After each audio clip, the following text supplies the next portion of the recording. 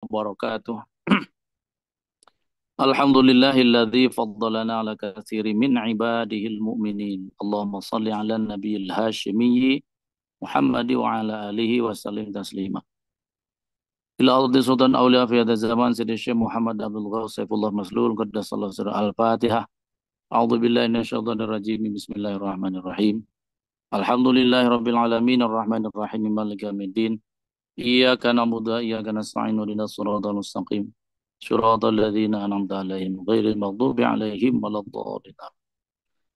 Sujud syukur pada malam hari ini saya dan kita semua dibisahkan mengikuti manaqib online internasional yang sudah istiqomah dilaksanakan.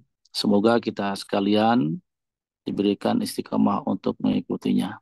Salawat dan salam semoga senantiasa tercurah limpah kepada junjungan alam Habibana wa Nabiyana Kanjeng Nabi Muhammad sallallahu alaihi wasallam, pada keluarga sahabat tabi'in, atba'ut tabi'in, aulia Allah sampai kita sekalian. Ikhwan akhwat rahimakumullah, di berbagai dunia yang saya muliakan, saya mengambil kalam suci dari Guru Agung sebagai pembuka dari khidmat ilmiah ini. Di berbagai momen, terutama pada waktu sohbah, Guru Agung menyampaikan bahwa manusia itu terbagi tiga. Ada manusia umum, manusia binatang, dan manusia khusus. Atau bisa disebut juga manusia khusus, manusia umum, manusia binatang. Nah, dari sini para ikhwan yang berbahagia, saya akan sambungkan dengan kajian dalam ilmu sosiologi dakwah. Dalam kajian sosiologi dakwah ada 4 tipologi manusia yang isinya sama dengan Syekh Mursyid, cuma beda istilah saja. Kalau di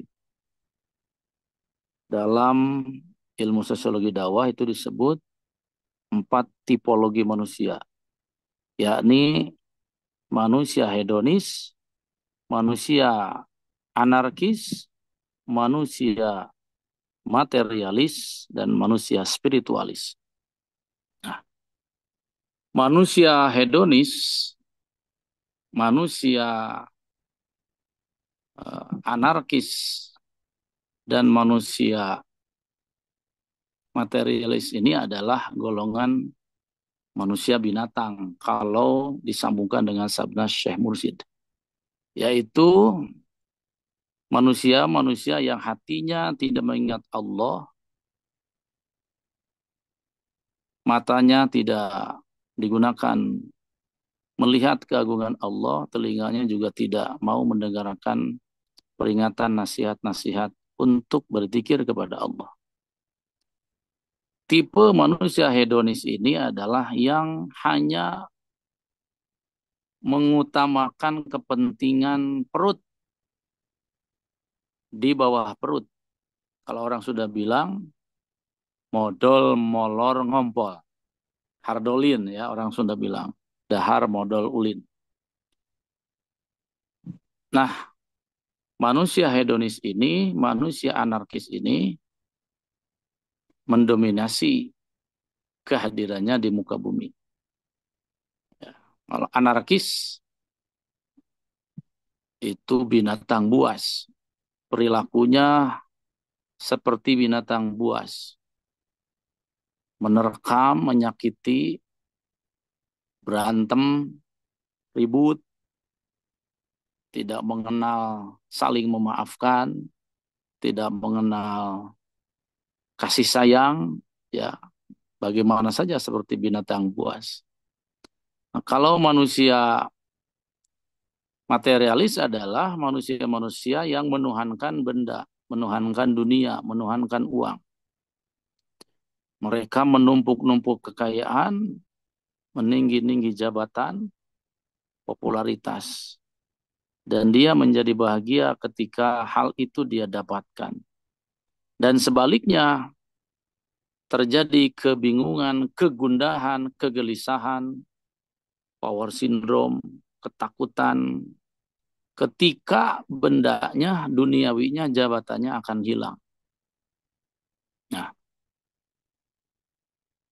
kalau manusia umum adalah dia beribadah, dia melaksanakan ibadah zahiriyah, manusia umum. Tetapi hatinya tidak mengingat Allah. Dan manusia umum ini tujuan ibadahnya hanya berharap surga dan takut neraka. Dalam pandangan sang sufi fi hadza zaman, guru kita, Guru Agung Pangsa Baos, jika ibadah yang dilakukan manusia berkutat di ranah surga dan takut neraka, itu masih golongan manusia umum. Gitu. Nah, yang terakhir adalah disebut dengan tipologi manusia spiritualis. Inilah yang disebut Guru Agung dengan manusia khusus. Ya. Manusia spiritualis ini, manusia khusus ini adalah hidupnya hanya untuk Allah, mencari ridho Allah, dan dia meyakini, menyadari gerak-geriknya digerakkan oleh Allah Subhanahu wa Ta'ala, sehingga tidak ada pengakuan pada karya apapun. Kalau mengambil istilah Guru Agung, tidak punya apa-apa, tidak ingin apa-apa, dan tidak tahu apa-apa. Inilah manusia spiritualis. Manusia spiritualis ini juga, manusia khusus ini juga, kalau disambungkan dengan sabda para sahabat kemarin di Tugu Proklamasi Kemerdekaan di Jakarta, disebut juga manusia-manusia penangkal petir. Manusia-manusia yang kehadirannya di setiap tempat adalah menjauhkan balai, menjauhkan bencana. Ya, saya pernah mendengar hadisnya dari Guru Agung ketika disampaikan di Muhammad Alwi dulu, kemudian di Asyirat juga pernah. Di Sinarasa sendiri dalam sela-sela sobah juga disampaikan. Manusia petir, manusia penangkal petir. An-nasawa'iqo tusibul mu'mina wala tusibu dzakiro. Petir-petir itu bisa menyentuh orang beriman, tetapi tidak bisa menyentuh orang-orang yang berzikir. Ini luar biasa. Ikhwan akhwat rahimakumullah, di kehadiran manaqib online di seluruh dunia ini memang program suci Guru Agung. Kita adalah sebagai pasukan beliau. Untuk apa? Untuk menjauhkan petir-petir bahaya, petir-petir kehidupan. Petir bimana zahir, petir bimana batin. Sekarang kita melihat hebatnya hujan yang mengguyur di setiap daerah, kemudian menimbulkan banjir, menimbulkan bencana. Nah, kalau istilah para sahabat, sabener nama, penduduk bumi saat ini sudah layak untuk ditenggelamkan.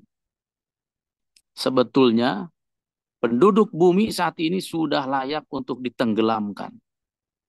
Ini dahsyat Bapak Ibu yang saya muliakan. Nah, maka kita ini, sabda Syekh Mursyid, para pecinta kesucian jiwa, dengan manakib, dengan khotaman, dengan zikir, yang disebar para ikhwan di berbagai negara, ini yang menjadi tanggul-tanggul terhindarnya dari berbagai bencana. Kalau orang sudah bilang cacak-cacak gitu ya, cacak-cacak, banyak yang berzikir, bencana begitu dahsyat, apalagi kalau tidak ada yang berzikir. Nah, ikhwan wa rahimakumullah, untuk mengupgrade tipologi manusia dari manusia binatang, hedonis, anarkis, materialis kepada spiritualis, kepada manusia khusus, hanya dengan talqin zikir. Di talqin zikir itu something short but determined to something long. Sesuatu yang singkat tetapi menentukan sesuatu yang abadi. Karena setelah ditanamkan, dia kekal dan abadi, tidak bisa tercabut lagi. Dengan sohbah sugro dan kubro, itu menjaga kelanggengan dari talqin yang sudah ditanamkan oleh Ruhul Amin, guru mursyid kita yang diwakilkan kepada setiap wakil talqin di berbagai daerah, baik offline ataupun online pelaksanaannya, tidak ada bedanya. Bersyukur kita semua, bukan keinginan kita, tapi takdir Allah, karomah dan ridho guru agung, kita bisakan manakib setiap malam atau setiap pagi atau setiap siang, itu adalah semua ridho guru agung, dan kita hanya tinggal bersyukur. Alhamdulillahilladzi faddalana ala katsirin min ibadihil mu'minin. Semoga kita semua, anak cucu kita, keturunan kita, dijadikan oleh Allah menjadi pecinta-pecinta kesucian jiwa, menjadi manusia-manusia penangkal petir yang menjadi jauhnya bencana di sekitar kita semua. Terima kasih, itu saja yang bisa disampaikan. Walaupun sedikit, semoga ada manfaatnya. Wassalamualaikum warahmatullahi wabarakatuh.